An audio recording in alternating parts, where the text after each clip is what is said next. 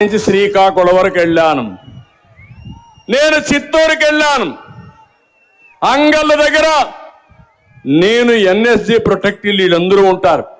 వాళ్ళందరూ ఉన్నారు. దారిగాచి నా మీదనే దాడి చేయడానికి వచ్చారు. ఇదేంటని అన్యాయం అడిగితే 307 అంటే attempt murder.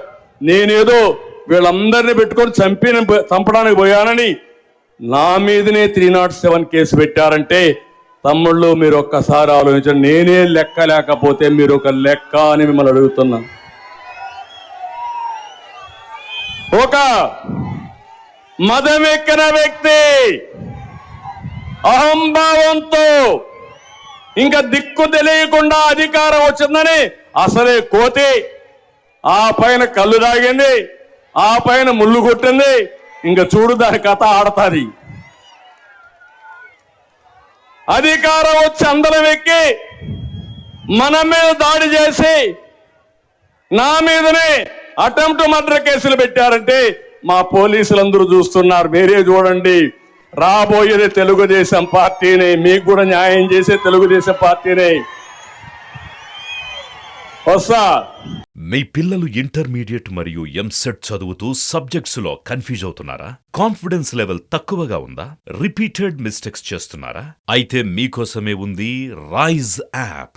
1 lakh question bank, performance analysis, online classes by experts, ఇంకా మరెన్నో ఫీచర్స్ తో మీ ముందుకొచ్చింది Rise. Rise, the perfect guide. Description లో ఉన్న లింకును ఉపయోగించి సబ్స్క్రైబ్ అవ్వండి. నుంచి శ్రీకాకుళం వరకు వెళ్ళాను. నేను చిత్తూరుకి వెళ్ళాను.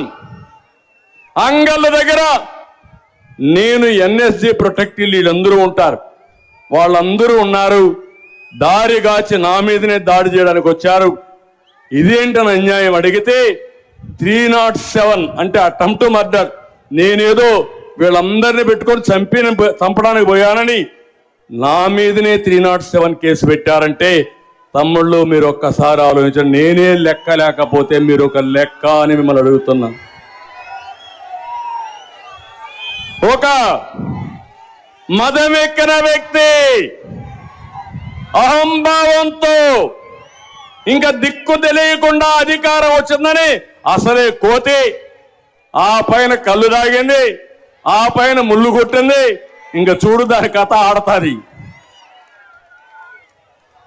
అధికారం వచ్చి అందరం ఎక్కి మన మీద దాడి చేసి నా మీదనే అటెంప్ట్ మర్డర్ కేసులు పెట్టారంటే మా పోలీసులందరూ చూస్తున్నారు. మీరే చూడండి. రాబోయేది తెలుగుదేశం పార్టీనే, మీకు కూడా న్యాయం చేసే తెలుగుదేశం పార్టీనే వస్తా.